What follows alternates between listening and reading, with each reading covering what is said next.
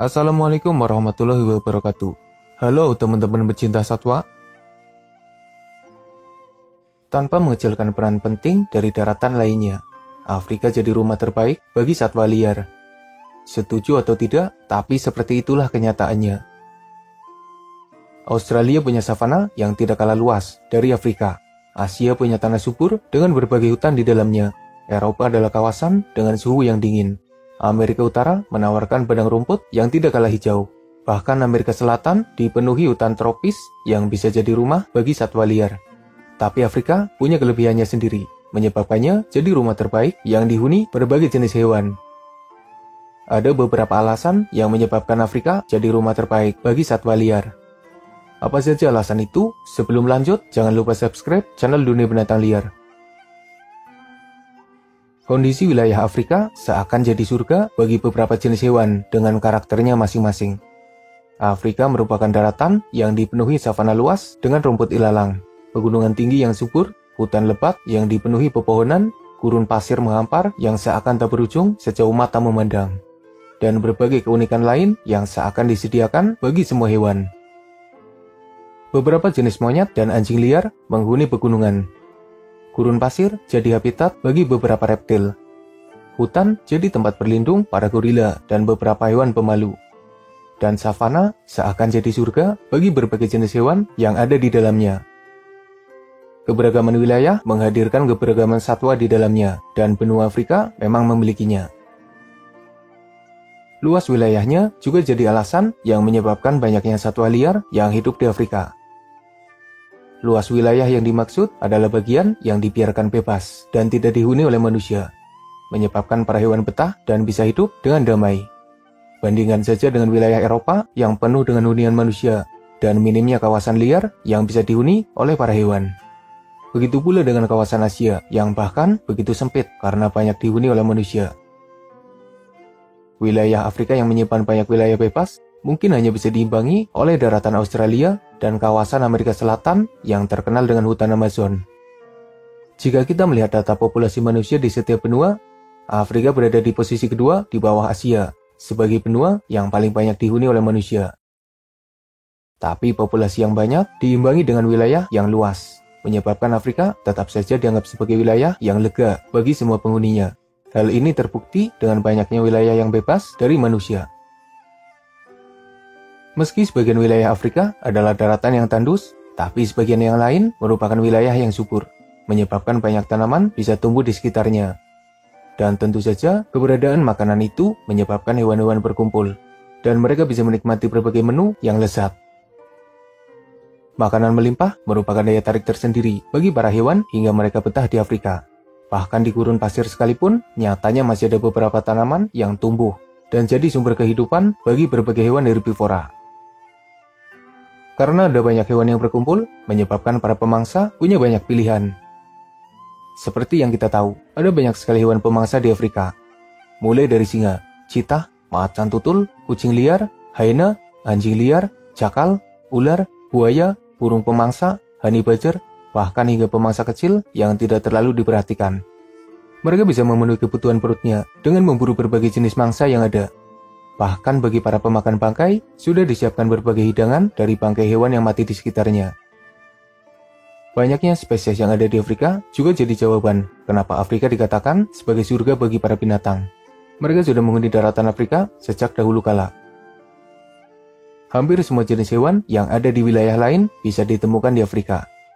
Afrika dihuni oleh 3 kucing besar, dilengkapi dengan berbagai jenis kucing liar. Anjing liar Afrika, jakal, dan berbagai jenis anjing liar jadi jenis kanidai yang hidup di Afrika. Belum lagi jika kita menambahkan hyena, honey badger, ular piton, ular berbisa, bahkan hingga burung pemangsa. Jangan lupakan pula berbagai jenis hewan raksasa yang ada di Afrika. Mulai dari gajah, badak, kuda nil, kerbau, jerapah, hingga berbagai jenis antelop. Bahkan jika kita harus mendata hewan yang ada di wilayah lain dan tidak ada di Afrika, sepertinya hanya ada beberapa jenis saja. Anggaplah hewan berkantung yang khas dari Australia dan tidak ada di Afrika. Lalu hewan yang betah di tempat bersalju dan tidak ada di Afrika. Dan silakan saja mencari hewan yang familiar di tempat lain, tapi tidak ada di Afrika. Keberagaman satwa di Afrika merupakan yang paling banyak. Benua itu punya berbagai jenis hewan yang menarik perhatian manusia. Tidak heran jika wisata safari Afrika merupakan yang terbaik. Para wisatawan bisa memuaskan dirinya dengan melihat dan bahkan berinteraksi langsung dengan berbagai hewan yang biasanya hanya jadi penghuni kebun binatang. Keseimbangan alam di Afrika sangat terjaga. Herbivora mendapatkan jatah makanan dan minuman yang melimpah, menyebabkannya bisa tumbuh dengan baik. Kondisi alam yang damai menyebabkan mereka bisa berkembang biak. Populasinya bertambah banyak. Bahkan beberapa populasi hewan sampai meledak karena terlalu banyak. Jadi jangan heran jika ada hewan yang dilindungi di tempat lain, tapi di Afrika malah bisa diburu dengan legal. Banyaknya herbivora seakan jadi jaminan bagi para pemangsa, di mana mereka bisa mendapatkan berbagai jenis daging dari hewan buruannya. Bahkan pemakan bangkai juga tidak kekurangan makanan, karena banyaknya bangkai hewan yang ada. Keseimbangan alam di sana terjaga dengan baik. Ada yang terus tumbuh dan berkembang biak, ada yang jadi penyeimbang dengan membantu memangkas populasi yang terlalu banyak, ada yang bertugas sebagai pengurai makanan, dan mereka adalah bagian alami yang secara langsung memutarkan roda kehidupan liar di Afrika. Kondisi alam yang baik, subur, luas, nyaman, dan cocok bagi berbagai jenis hewan dilengkapi pula karena minimnya interaksi dengan manusia. Hewan dan manusia bisa hidup berdampingan di Afrika. Mereka seperti paham dengan wilayahnya sendiri, sehingga jarang terjadi masalah dengan manusia. Orang-orang di Afrika tidak berbeda jauh dengan orang-orang di benua lain. Mereka juga berburu hewan untuk kebutuhannya. Tapi mereka memburu hewan sesuai kebutuhan, tidak rakus, dan tidak memburu hewan hanya demi kesenangannya semata.